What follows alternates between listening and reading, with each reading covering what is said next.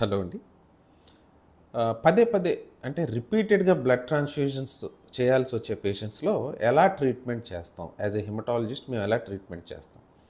అంటే repeated blood transfusions ఎందుకు అవసరం పడతాయనే దాన్ని బట్టి మన ట్రీట్మెంట్ అనేది డిపెండ్ అయ్యి ఉంటుందనమాట. చాలా చిన్న ప్రాబ్లమ్స్ నుంచి చాలా పెద్ద ప్రాబ్లమ్స్ వరకు ఇవి ఈ డిసీజులు వేరీడ్‌గా ఉంటుంటాయన్నమాట.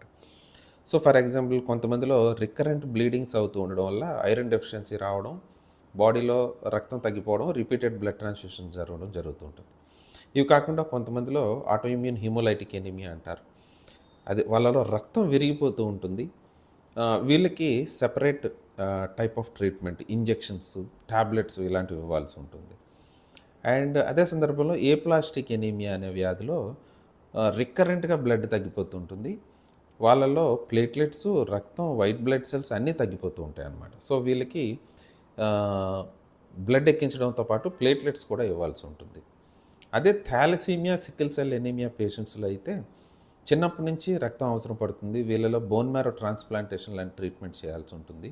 కొన్నిసార్లు ఐప్లాస్టిక్ ఎనీమియా, థాలసీమియా ఇవన్నీ కూడా రికరెంట్ బ్లడ్ ట్రాన్స్‌ఫ్యూజన్స్‌తో ప్రెజెంట్ అయ్యేటప్పుడు ఆహ్, ఫ్యామిలీలో మ్యాచ్డ్ డోనర్ ఉంటే బోన్ మ్యారో ట్రాన్స్‌ప్లాంటేషన్ అనేది ఫస్ట్ ప్రిఫరెన్స్‌గా మేము తీసుకుంటూ ఉంటాం. And when comes to blood cancers అంటే ల్యూకీమియాస్ కానీ, మల్టిపుల్ మైలోమా, మైలోడిస్ప్లాస్టిక్ సిండ్రోమ్స్ ఇలాంటివి వచ్చేటప్పుడు కూడా రికరెంట్ బ్లడ్ ట్రాన్స్‌ఫ్యూజన్స్ అవసరం పడుతుంటాయి.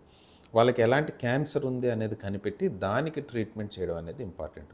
సో, ఓవరాల్‌గా రిపీటెడ్ బ్లడ్ ట్రాన్స్‌ఫ్యూజన్స్ అనేది కొంత సీరియస్ కేటగిరీ కింద తీసుకొని వాళ్ళ కాజ్ ఏంటి అనేది మనం కనుక్కొని దానికి ట్రీట్మెంట్ చేస్తే కానీ ఈ రక్తం ఎక్కించే గుణం అనేది వాళ్ళలో తగ్గదనమాట.